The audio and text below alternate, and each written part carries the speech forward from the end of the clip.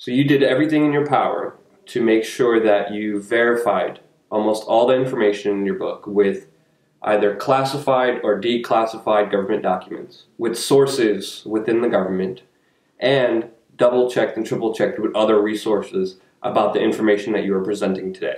That is correct. I've done the best I possibly could. Fascinating.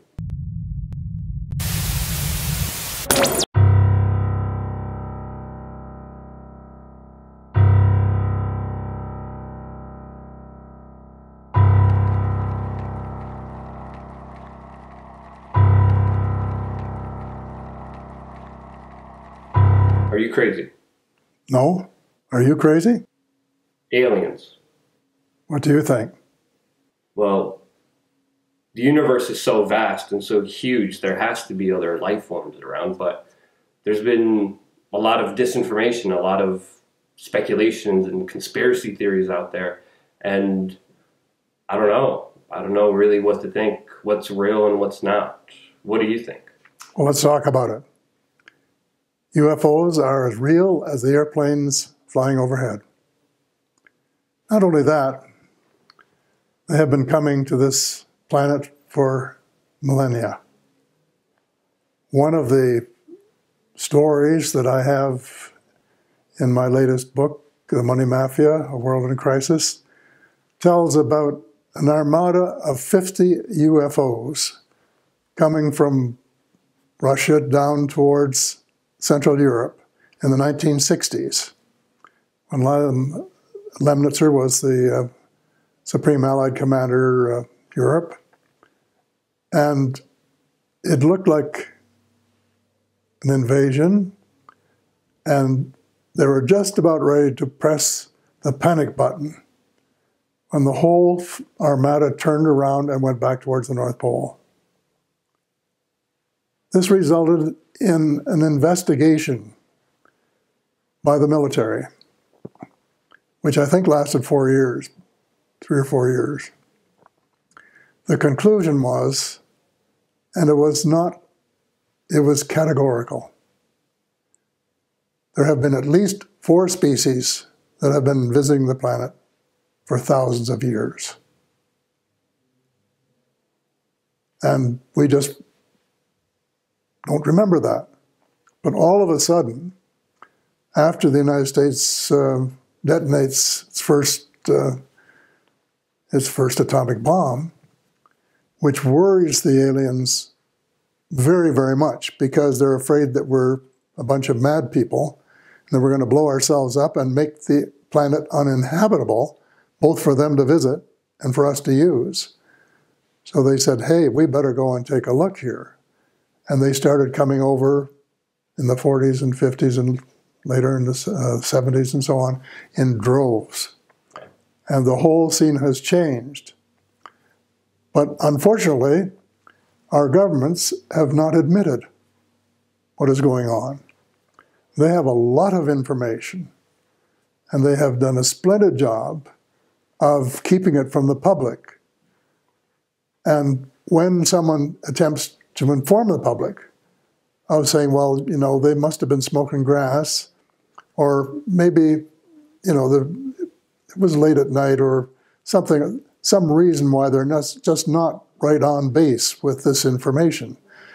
And I was at a meeting a year ago, May, where a former United States Air Force colonel said that when he was in the military, his job was when someone put out a press release or phoned in that there was a UFO sighting, that he was to put out a press release saying it was swamp gas. Swamp gas? Swamp gas. Yeah. Wow. And he did, that was his career. That's crazy. Was calling UFO sightings swamp gas. So this has got to stop. We have got to have full disclosure because the issues are so enormous.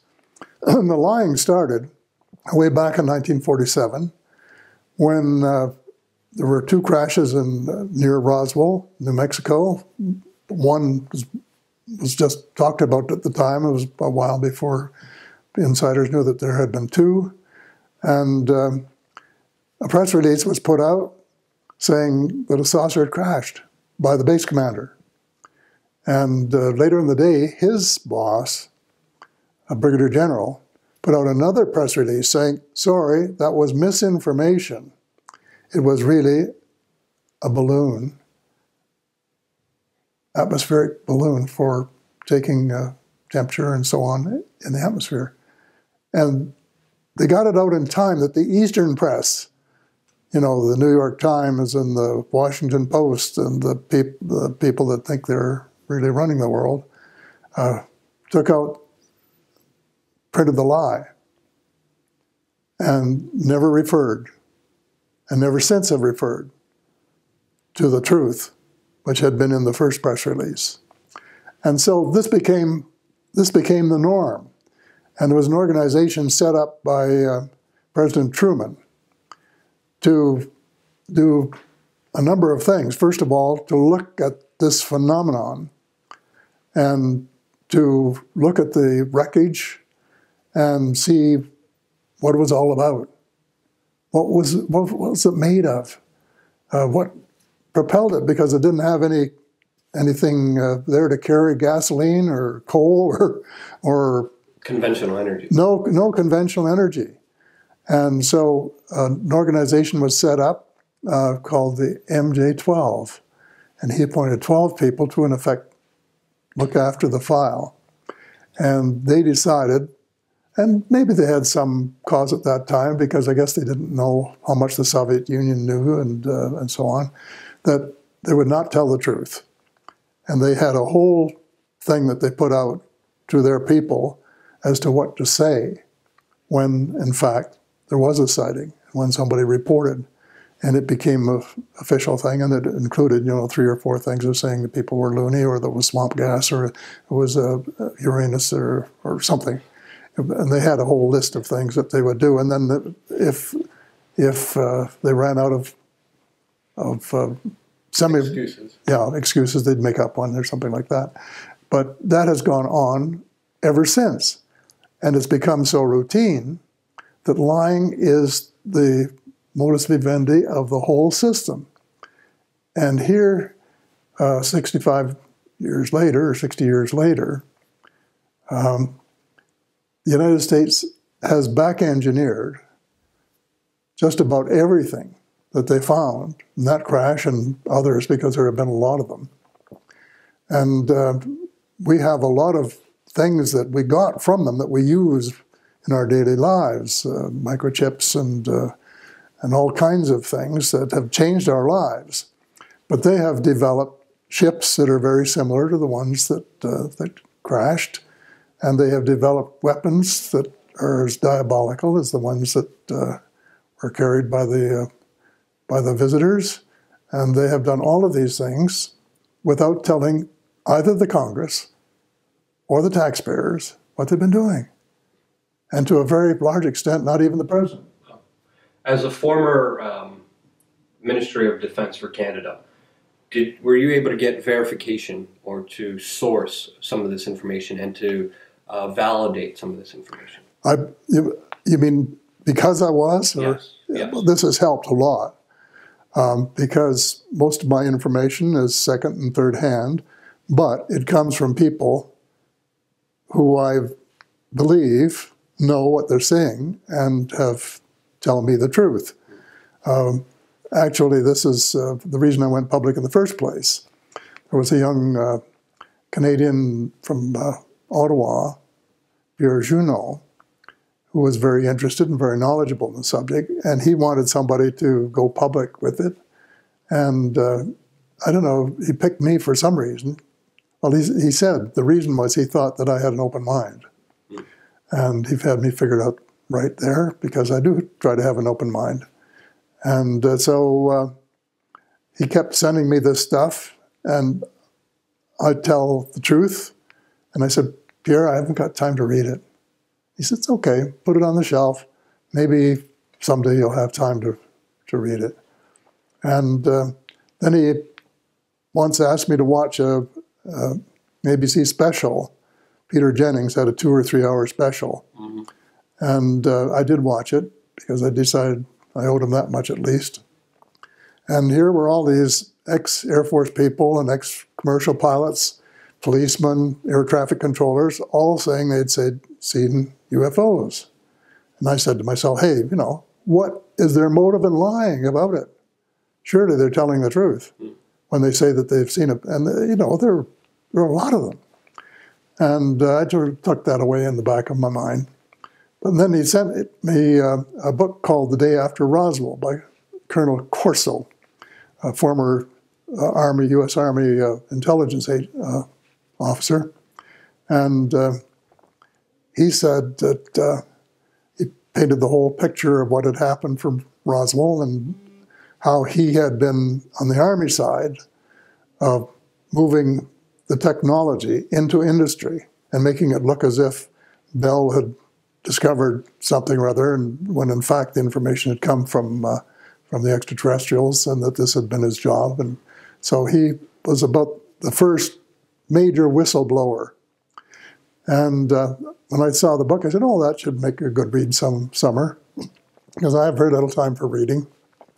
Usually just at Christmas, maybe I try and read a book, in the summer 2 or 3 if I have a holiday. And but I didn't have time until the next summer, so I tried to find it, couldn't find it.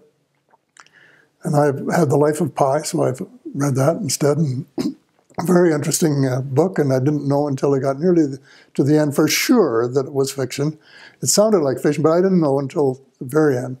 Well, then the following year, I was looking for another book and couldn't find it, and there on my shelf, The Day After Roswell. So I said, hooray, I'll take this one.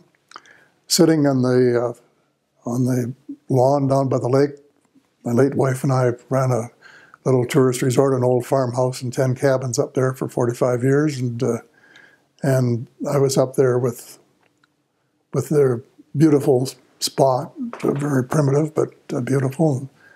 And I was reading this book, and my nephew who rented one of the cabins came along and said, what are you reading? I told him. And he said, I'm a skeptic. And I said, well, it's okay. Still a free country, more or less. And so he went home. A couple of days later, he phoned me and said, I called the general, and he said, every word is true and more. The general? Yeah. Which general are we? Well, a retired United States Air Force general that he knew from the aviation business. And I had met him once at one of their shows. And so... what was his name? Well, never disclosed his name for obvious reasons. And so I was impressed by that. In the meantime, I'd finished the book, decided it was not fiction because I recognized the names of the generals in the book from my days in defense, and also the air bases and all of the other things, which were all part of my knowledge from previous years. So I was convinced that it was legitimate. But before going public, I wanted to have further verification of that.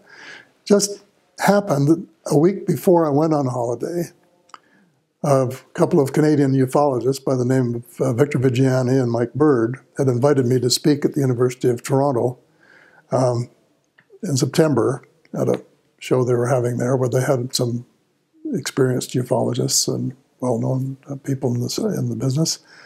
And I had no intention of going because I was not a ufologist. I am not a ufologist. I'm a politician and an economic maverick. But I'm not a ufologist and have never claimed to be. But after reading the book, I said, there are issues in here, huge issues.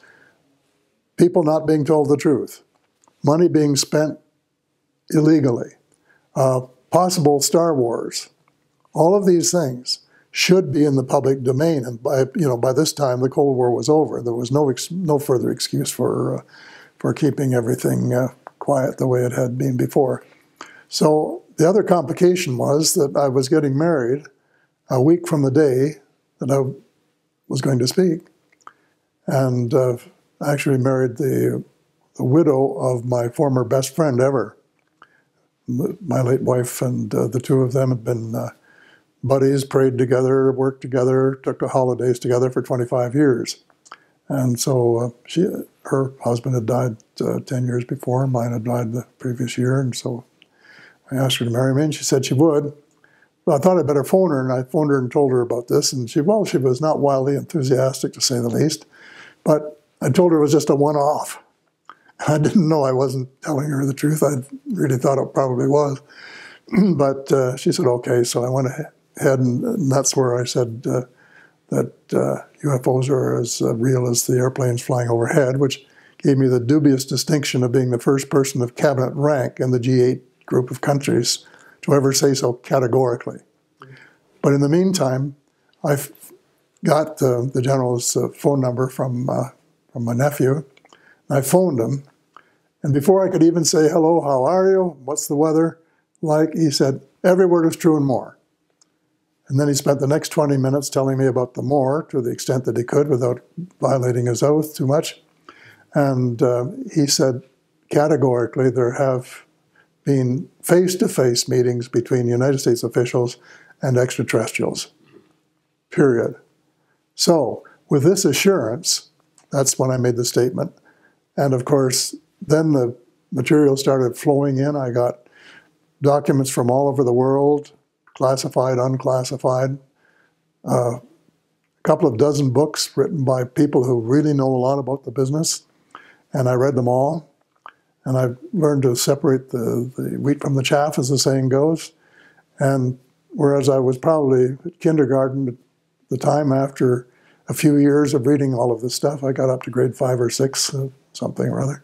And then, as I have pointed out to you before, when I wrote a book 4 years ago, I had enough information that I put one chapter in on the subject of ETs. But so much has happened in the intervening time, and my knowledge has been going up exponentially, that I decided that I had to write one more book and bring people up to date. And also because the situation about who's running the world, about the plans for a new world order, which are part of what we're faced with, and people running the world who plan to establish, have planned since World War II to establish a world empire by force if necessary, that is not elected, that is not responsible to anyone but them. In other words, a totalitarian government for the world, fascist if you want to call it. And that's all in the works, and that is the reason that I said, hey, we've got to get this stuff out, we've got to talk about it, we've got to do a lot of things. I've listed a whole lot of things in the book that have to be done, and we've got to do them soon, or else we're going to be in real terrible trouble, and it'll be too late. So that's kind of the background of Very impressive. I have a bunch of questions I want to ask you. Doing your research and looking for the strongest points and getting rid of the weakest points, what do you think is one of the strongest kind of facts? What do you think is the strongest piece of evidence that proves that there's other life forms out there? Well, and what do you think is maybe a disinfo or the weakest argument that many people use? Well, I don't even look at reports that aren't substantiated. Most of the sightings that I've looked at were multiple witnesses, radar backup, this kind of thing. So, you can pinpoint and say this is real. And then after I got into the business a bit, I interviewed a lot of people who had been working in the Black Ops, who had helped build these things themselves.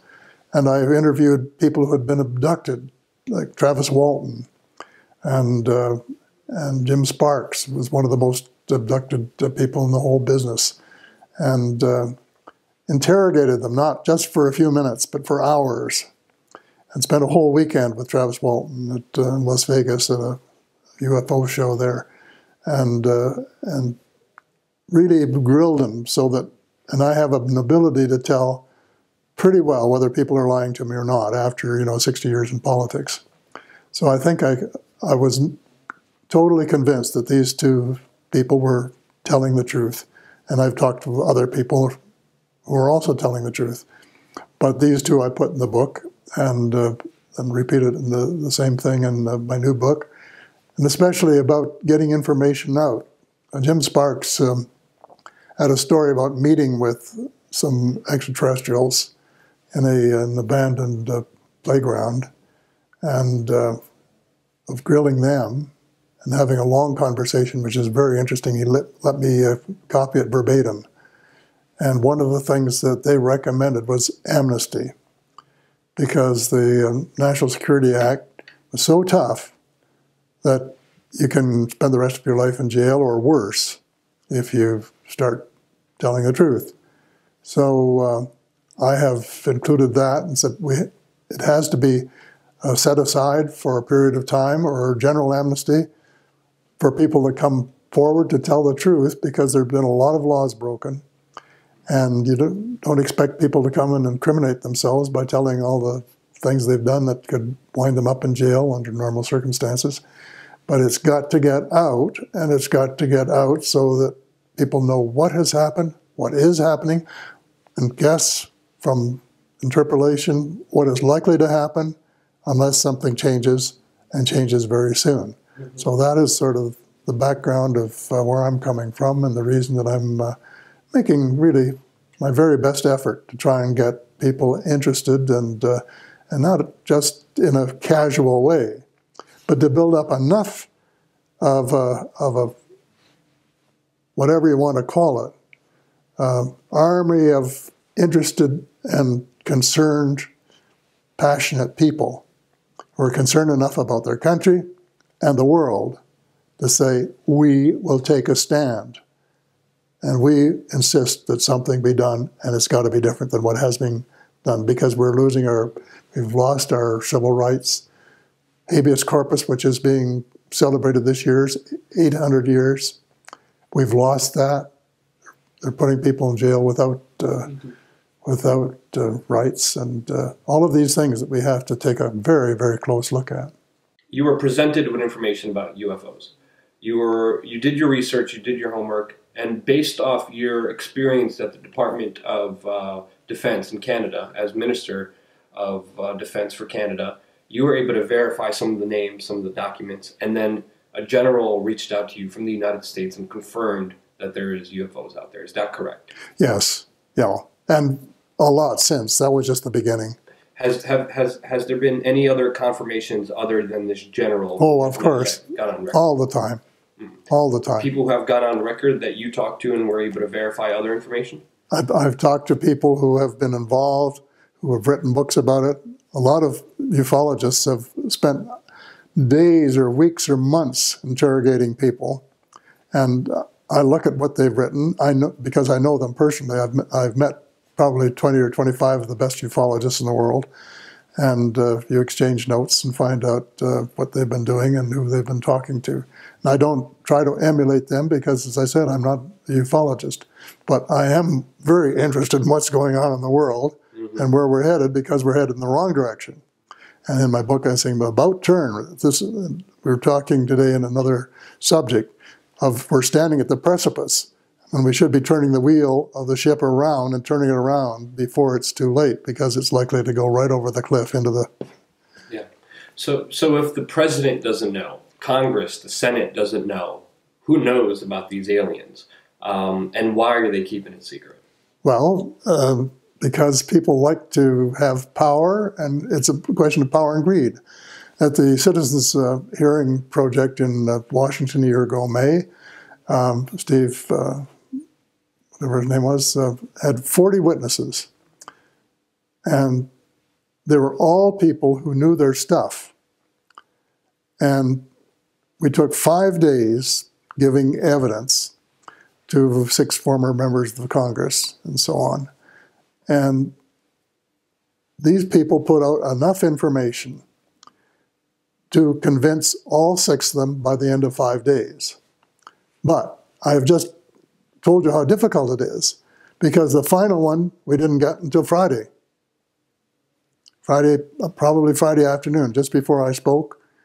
I was the last speaker of the group, and so this is the problem, because they had no clue whatsoever what they had been financing and what their armed forces had been doing in their name over these last 50 years. No clue. So it's a difficult sell, but it's got to be sold, and I'm just fortunate enough, I guess, now that I've stuck my neck out, that a lot of people have been reinforcing what I'm saying and encouraging me to keep going, and giving me information and verifying that so-and-so is telling the truth on a certain subject and that sort of thing. But, you know, you're coming back to the cabal and who is really running the show. This business of lying has become so deeply embedded that it goes right up to 9/11. And this is one of the most difficult to sell because people don't want to believe the truth. And the truth is that high officials in the U.S. government knew about it before it happened. How far before, I don't know, but at least as early as August the 6th, when the president was briefed at his branch. Mm-hmm. And they, instead of going to high alert and stopping it, no. They did the opposite. They did the opposite. Yeah. And they let it happen. And this has set the world on a collision course. Mm-hmm. Because we set race against race, religion against religion. And so we're like this.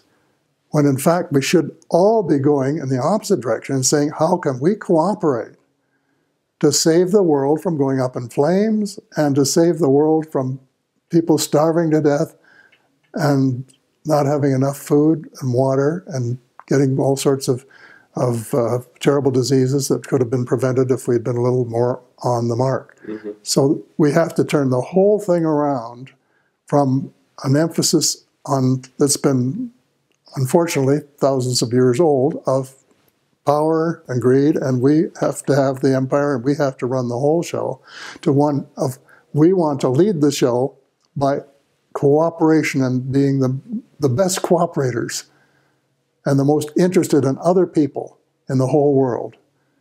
And then the world will change into something that is really beautiful. Mm-hmm. And which, incidentally, quite a few of the early, especially the early visitors from other territories, were promoting. Because an early ufologist in Canada, Wilbert Smith, had a visitor that he was talking to, and the picture they painted of what was possible here on Earth, fantastic, just fantastic.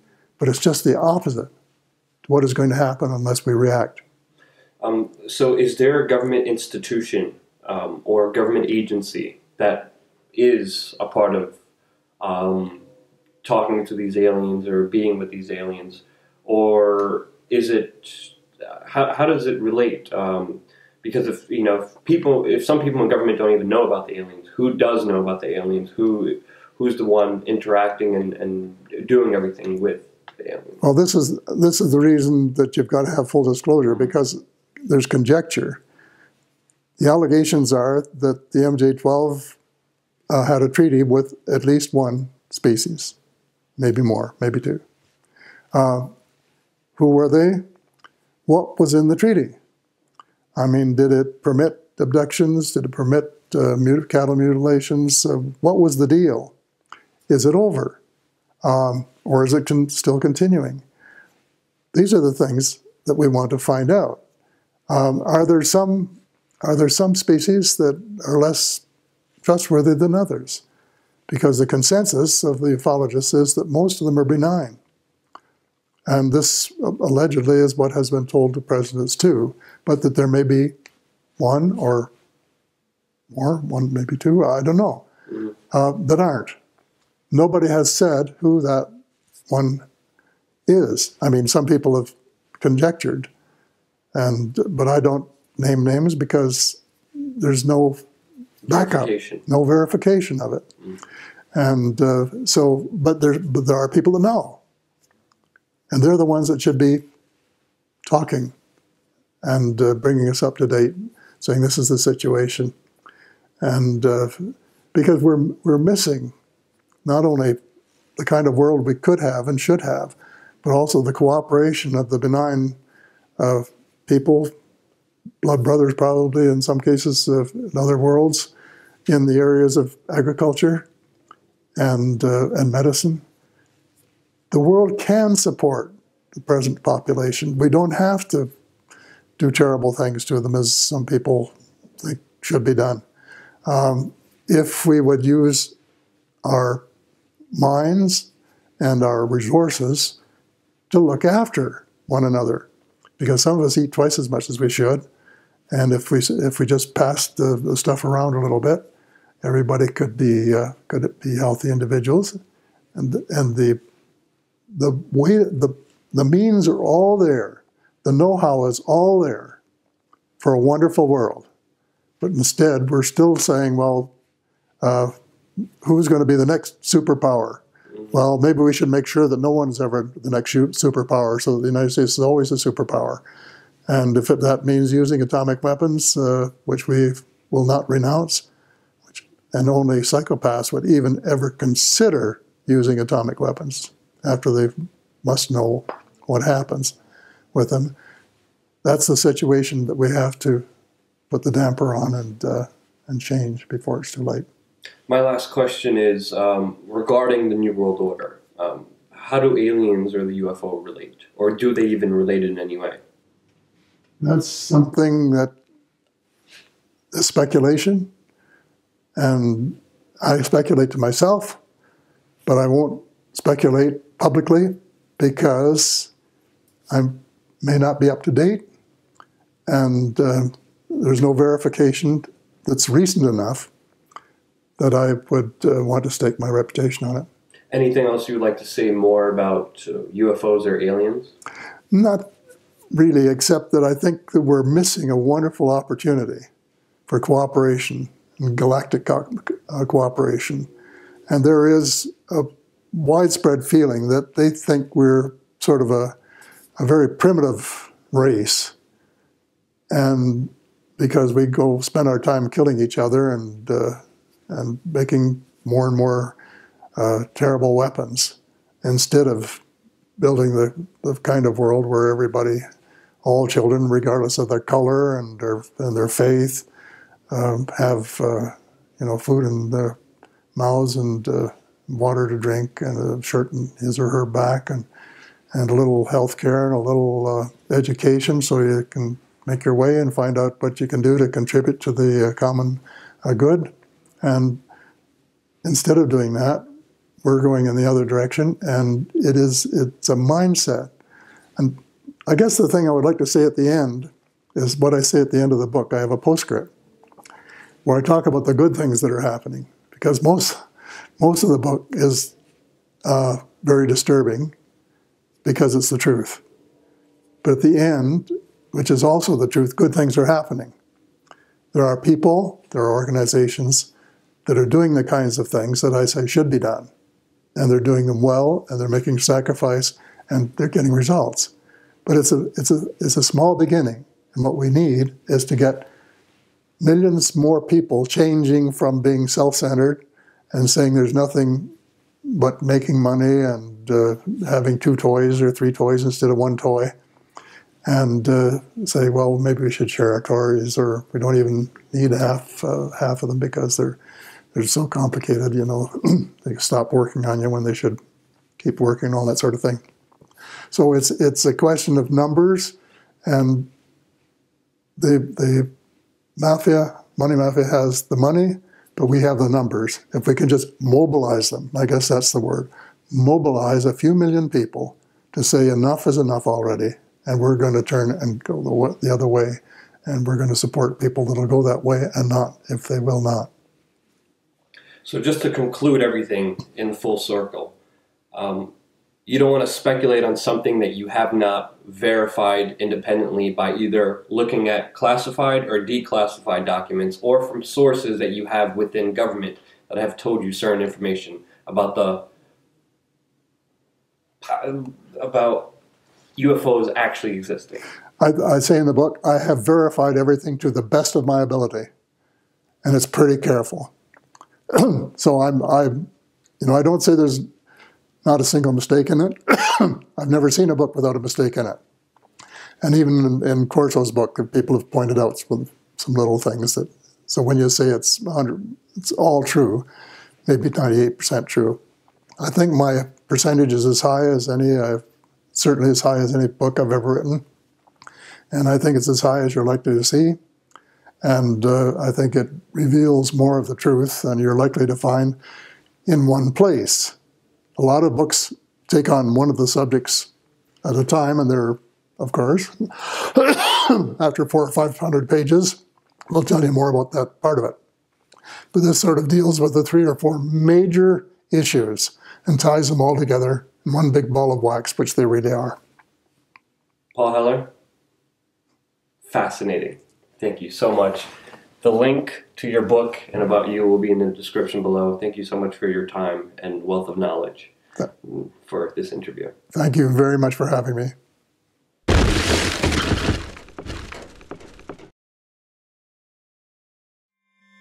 What will you do if you're the king of an empire and you rely on the slavery of your people to keep you rich and powerful? But you see your people waking up and starting to show dissent. What would you do if you wanted to stay in power? You would sure hope that they forget about it.